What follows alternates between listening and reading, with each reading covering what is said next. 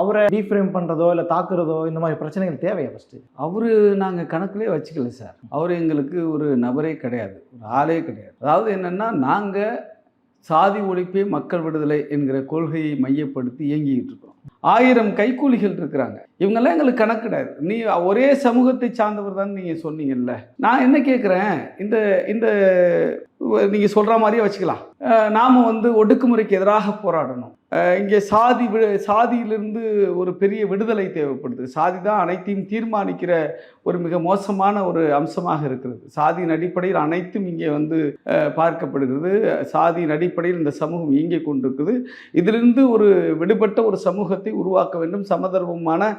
சமத்துவமான சகோதரத்துவம் கண்டு ஒரு சமூகம் உருவாக்க வேண்டும் என்பதுதான் தந்தை பெரியாரின் போராட்டம், புரட்சியாளர் அம்பேத்கரின் போராட்டம், மகாத்மா ஜோதிபா பூலேவின் போராட்டம், புத்தருடைய போராட்டம் தொடங்கி அதுதான் நடந்துகிட்டு. இப்போ இவர் எங்களுக்கு எந்த விதத்திலையும் போட்டியும் கிடையாது, எந்த விதத்திலையும் எங்களுக்கு நிகரும் கிடையாது. இவர் தான் தன்னை எல்லாரும் கவனிக்கணும் அப்படிங்கிற ஒரு நோக்கத்தோட, ஒரு அட்டென்ஷன் மாங்கரிங்னு சொல்லுவாங்கல்ல, இந்த விஷயத்தை பண்ணுனா நம்ம கவனிக்கப்படுவோம்.